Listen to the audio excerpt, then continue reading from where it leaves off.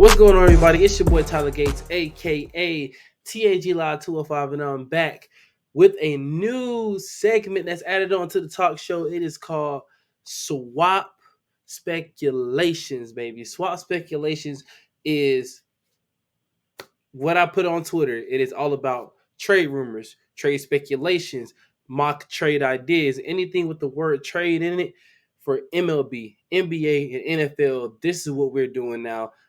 The new segment starts tonight. I just thought I'd come on here and start fresh. Let's get it going, y'all, because swap speculation is going to get real hot and heavy. Hot takes, everything that you can think of. Everything that you can think of. So let's get right to it, man, in podcast form. Now, we're going to start with the NBA. I have three for each. So, swap speculations, you come on here with three trade proposals for whatever sport you feel like you need to do. Three trade proposals, and I have each one laid out here. I'm going to run through them pretty fast and just give my opinion on what I think should happen with these rumors, with these trades, or just give my opinion on how they would impact the team, how they would impact the league also. So with the NBA, I have the Houston Rockets. Yes, the Houston Rockets trading pick 3. Now, I do have a question mark by it as well when I was taking my notes. Basically saying that the Houston Rockets hold the number 3 pick in the draft. Rumors have been speculating that Mikal Bridges could be the preferred target when trading this pick, or another proven star. I've even heard rumblings of Brandon Ingram possibly going to Houston. I don't know how that would fit into their scheme fit. Mikal Bridges fits more into their scheme and what they want to do on the offensive side of the ball. But if they do trade pick 3, I do believe that the rebuild is being accelerated for trading pick 3. If it's back to Brooklyn, where they were originally conveyed, or if it's to New Orleans, or dare I say Atlanta for DeJounte Murray, but I don't think they're going to do that. So just saying, with Houston Rockets trading up to 3, I believe that this is an interesting rumor, and it can definitely come true. It can definitely come true. Once again, what stars will come, we don't know, but we are now 8 days away from the NBA draft, so we can see anything. Anything is happening. Keep your phone on because anything can happen. Number 2, is Atlanta really considering trading now? I do not think so. Landry Fields had a presser today, and I was so fortunate enough to join live and listen in and just kind of hear him give his feedback on the NBA draft, all the prospects, including Alex Sarr, Donovan Clingan, Zachary Richardson, and other prospects in the upcoming draft that they are considering. But we all know that they're considering the top 3. We all know that. They have the number 1 pick. Evaluation, yes, you go through evaluation because you never know who you're going to miss. But when there's in my opinion, a clear-cut top 3 consensus of Alex Sarr, Donovan Clingan, and Zachary Richardson, what do? You don't do anything. You just scout those 3 and you see where you go from there. All 3 prospects, in my opinion, are a great fit for the Atlanta Hawks organization. He mentioned personality. He mentioned their work ethic. He mentioned their workouts and how they got up and down the floor, how they can shoot. So just minor things like that. I don't think they're considering trading down at all. With Landry Fields, who is the head of basketball operations and the general manager, basically saying today that they are likely to keep the pick. So they're going to keep the pick. I believe that they're strongly going to keep the pick. This is their first and only pick right now in franchise history that they've ever had the number 1 pick. So why would you pass up an opportunity when it was gifted to you? The last one for the NBA is Jimmy Butler to Golden State possible? It is. Believe it or not, guys, it is very, very, very possible for Jimmy Butler to get to Golden State. And what I mean by that is the speculation around Butler, Pat Riley, the whole front office saga with Jimmy Butler missing the playoffs due to a lower leg injury, and him basically coming out on social media saying that, oh, we would have beat the Sixers, we would have beat the Knicks, we would have beat the Pacers, we would have got to the finals again, but would you have won the finals?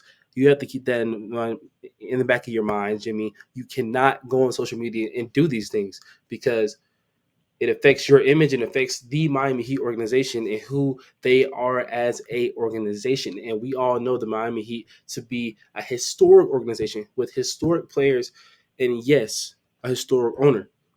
They're not allowing that. So Pat Riley Pat Riley would be open to moving Jimmy Butler. I know he would, but for the right price. Right price. And I believe that price is a trade of Jimmy Butler to Golden State. This is going to be a three-teamer, though. Watch how it works, people. This three-teamer is something that conveys and catches all sides. Swapping Stars, a three-team trade proposal. That's the name of the new article that I have. It is about to be out. It'll be out at midnight, so go check that out. Go check that out. Go check that out. Jimmy Butler and Mikal Bridges, both to Golden State. I know you give Steph Curry a second and third option. Essentially, this does mean that Klay Thompson is gone. You're essentially replacing Klay Thompson with Jimmy Butler and Mikal Bridges. Voila! But there's more to it. The Miami Heat will receive Andrew Wiggins, Moses Moody, and a future first round pick from the Warriors. And the Brooklyn Nets will receive Chris Paul, Kevon Looney, and a future second round pick from the Warriors. I believe this works out for all sides. I do. You talk about the Warriors, Stephen Curry. Ever since 2022, he's been trying to get back. Klay Thompson and Draymond Green slowing down. He's only getting better with time. And I believe that Mikal Bridges, Jimmy Butler, all of the above, those two right there would definitely make for a compelling trio with Steph Curry out there shooting his threes. Jimmy Butler can be that playmaker, can be that defender alongside Draymond Green, can be that defender alongside whoever they decide to bring in at center. They can even draft a center if this trade goes down. You never know what they could do up there in Golden State. Now for Miami, this works out for you too because you get off the Jimmy Butler contract. You won't have to pay him $50+ million. You're kind of rebooting as well. You're getting Andrew Wiggins. You also get a first round pick in this deal, and then you get a young guy in Moses Moody, a promising young talent who adds depth to the roster, essentially, and just gives you a future piece alongside Tyler Hero and Bam Adebayo. And for Brooklyn, this trade automatically just puts you above the higher echelon of everybody going into your rebuild, making sure you got all your picks back, and then some. So as Brooklyn, if you are the owner, Jose, and if you are that GM, Sean Marsh, you look at the future and say, you know what? We're going to tank for Cooper Flag. We're going to tank for Ace Bailey. We're going to tank for AJ DeMensa. That 2025 draft is something different, people. And I'm telling you, generational. If you thought 2023 was generational, you ain't seen nothing yet because 2025 is up there. And I firmly believe that 2024 is generational as well. Let's go to the NFL side of things now. I know I haven't really covered a lot of NFL on the channel yet, but it's coming very, very soon. If you go to my YouTube shorts, that's where most of my NFL stuff is right there as well. So go check that out and go like it up. You already know what to do. Cortland Sutton, the situation with him in Denver is very, very, very weird. I believe that he will be traded before the preseason. Where to? That's a great question. Cortland Sutton is a great wide receiver in this league. I believe when healthy can be a top 15 wide receiver in this league. He has shown to put up great numbers, to be a great young vet. Keyword on young vet. He's still young. Cortland Sutton, the best fit for him, other than obviously Denver, because they could definitely use him right now with Bo Nix as their young quarterback. The best fit for him right now, what I believe, is definitely the Baltimore Ravens. and that's a wild card team. They don't really have the assets that the Denver Broncos would want. But when you talk about Cortland Sutton, he's not he's not a Debo Samuel. He's not a Cooper Cup. He's not a Justin Jefferson, CeeDee Lamb, Jamar Chase, T. Higgins type of wide receiver. He's not a DK Metcalf. So you're not going to get a premium package for Cortland Sutton. At the very, very least, you will get a fifth or a sixth round pick. Fine by me. You pair him up with Zay Flowers, and you get Lamar Jackson, who has apparently become 25 to 45 pounds lighter. You give Lamar Jackson an offense where he can just throw the ball up and to 6'4", 6'5", Cortland Sutton, and he go up and get it, man. The Ravens are going to at least the AFC title game again, at least. And I believe that's a great fit. And this segues into my second wide receiver, my second of three wide receivers, in Brandon Ayuk. It's been reported recently, and I'm pretty sure most of us have seen, that he basically was on TikTok, basically affirming that the San Francisco 49ers did not want him back and therefore beginning to seek trade partners. I don't know why they don't want him back. You just went to the Super Bowl literally a couple months back with Brandon Ayuk, and now you want to trade him because he wants a new contract. He won't have the cap space. John Lynch has to realize sooner than later you're not going to win if you keep trading your star players away at the end of their rookie deals. On the back end of that deal, it's not going to happen. So, in the case that I believe they are going to trade Brandon Ayuk away, but it's not to the rumored Pittsburgh Steelers that has been rumored for so long, or the Patriots. It's going to be to Jaden McDaniels, the guy that he was on the phone with in DC, to the Washington Commanders. Now you're probably going to have to give up at least a first or a second. If you can give up a second and a fourth, that's good. But if you are going to have to give up a first, you're going to have to ask for a first back. Pick swaps. That's what they're useful for. That's what they're there for. They're very, very useful. But to acquire a player like Brandon Ayuk, and Jaden Daniels is going into his first season in the NFL, for him to have that caliber wide receiver right next to Terry McLaurin already, and Curtis Samuel, you want to talk about a possible playoff team, a possible at best divisional championship team in the playoffs. They could get back there with Jaden Daniels and how he maneuvers, and just his footwork, his ecstasy. Everything that he does on the football field is almost perfect, and it's going to show when and if he gets Brandon Ayuk. He has another weapon to throw the ball to, along with your running backs in Brian Robinson and Antonio Gibson. You have those weapons now. Now Washington has to go get it. And my third and final wide receiver for the NFL portion of things is CeeDee Lamb. CeeDee Lamb has not received the contract extension, nor has Micah Parsons. What are the Cowboys going to do with Dak Prescott? We don't know. The Cowboys are in turmoil right now. Jerry Jones, is he ever going to step down? I mean, he's getting older. You have to just think about a lot of things. The GM and the president of football operations over there in Dallas, they got to figure out the future of this team, and they must figure it out fast. Yes, Shadur Sanders is coming up in the draft next year. Are you going to select him as the Dak successor? You got to think about things like this. But CeeDee Lamb trade on the horizon. I'm going to be bold. And I'm going to say yes, just because I believe that CeeDee Lamb would fit so well on a team that does not have a number one wide receiver, clear-cut number one receiver at that. I know Cowboys fans will hate this, but the Packers would be that would probably propel them to a Super Bowl team instantly. Or if you really wanted to get crazy, CeeDee Lamb to the Jets with Aaron Rodgers, if you really wanted to get that crazy.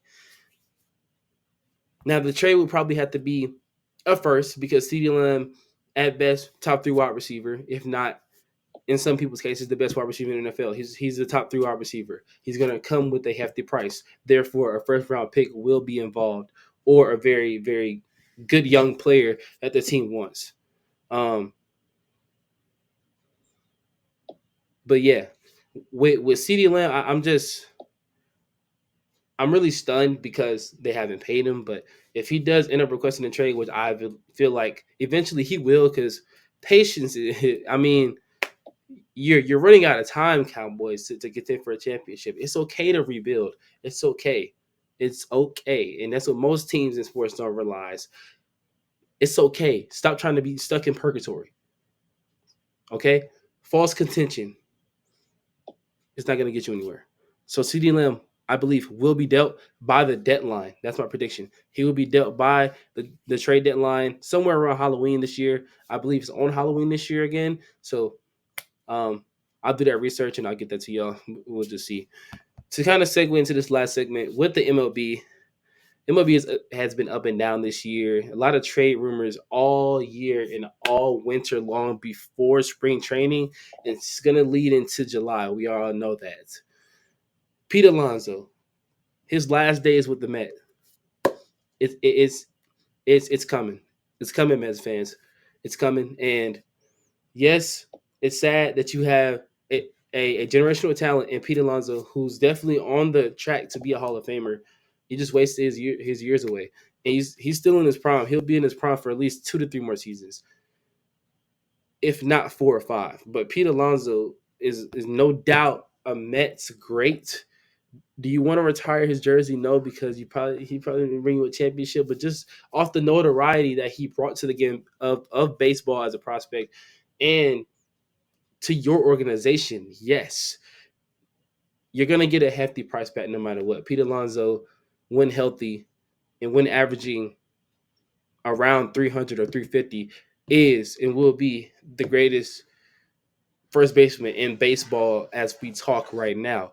But you could toss up Matt Olson, you could talk up um, Nolan Shundle, the rookie who has had an amazing campaign in his full rookie season after coming up weeks after getting drafted last season. So it's just a lot going on right now with the MLB, especially with first baseman getting injured. Um, we're seeing a lot of replacements. We're seeing prospects getting called up playing first base. The first base position has been cursed this year, and and and what better way for the Mets to trade their first baseman and get assets back? And I haven't cooked up a trade for this yet, but if I had to cook one up in my mind right now, Pete Alonso to the Boston Red Sox, and headlining that trade is Nick York or Marcelo Meyer. That's probably too much. Marcelo Meyer is probably too much for Pete Alonso. Probably too much. But Pete Alonso is on a 1 year rental. He will be a 3 month rental, possibly a 5 month rental, depending on where the team goes, whoever trades for him. So you have to think about this too, Mets. The future is now. You say you want to contend in 2025, you might want to back that up. You might just stop talking about contention in full. You have Jet Howard. You have Luis Acuna. You have you know your Drew Gilbert. You have um your Ryan Clifford. Those are your 4 building blocks right there, along with the pitching. You have your Brett Beatty, your Ronnie Mauricio, your Francisco Alvarez. You have the young pieces. You just got to build off of the young pieces now. It's time for them to come up and make some noise. So whenever they can come up and make some noise, you do it. But everybody on that team is getting flipped. They have to get flipped. Not only him, Tommy Pham must get flipped. Like when y'all flipped him at the deadline last year, and when y'all tried to get him back in free agency, he said, "No, I'm going to go to the White Sox, where I know I'm going to exceed." But the White Sox are worst team in the league, worst ran organization in the league. But he's going to get flipped at the deadline. We all know that. But just players on this Mets team, they know they gone. They know they gone. It's been turmoil all season. Jorge Lopez throwing his glove up in the air and basically saying, "Deja vu. I love y'all." Nah, man.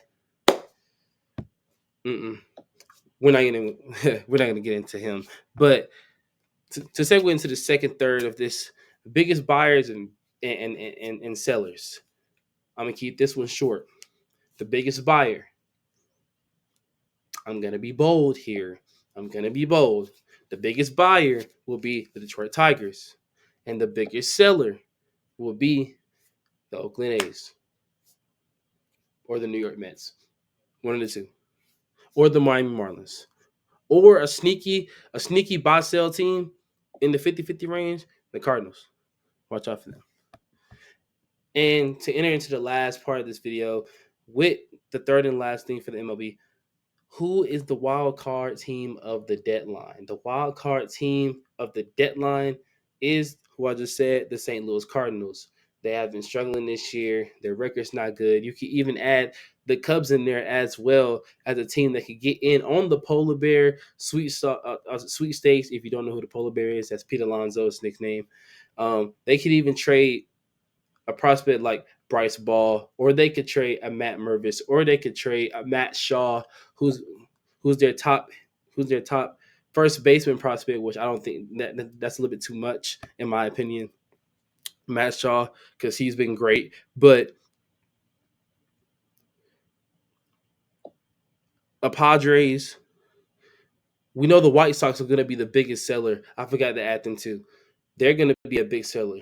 I believe that Robert is gone. Eloy for the right price is gone. You already traded Cease. A lot of players on that team could be had the right price. Garrett Crochet to the Braves. I'm predicting it. I want it to happen so bad. I want it to happen so bad. I will actually probably talk about that in the next video, actually. But this kind of wraps up what I was going to talk about. Watch out for that wild card team during the trade deadline for the MLB. If Cortland Sutton gets moved, he gets moved at this point. He's making it bigger than what it is. And if Houston finally wants to contend post James Harden era, they'll make the move. They'll make the move. So, guys, I'm out. I will be up in the morning. 12 noon is when I'll be going live. I'll be going live at 12 noon just to kind of go over what I discussed tonight and some fresh new rumors. And a new NBA mock draft will be out at 12 noon as well. So a lot of things tomorrow, a lot of things tonight I got to get going. So definitely make sure to stay tuned. Y'all already know what it is. Stay live, and I'm out. Peace.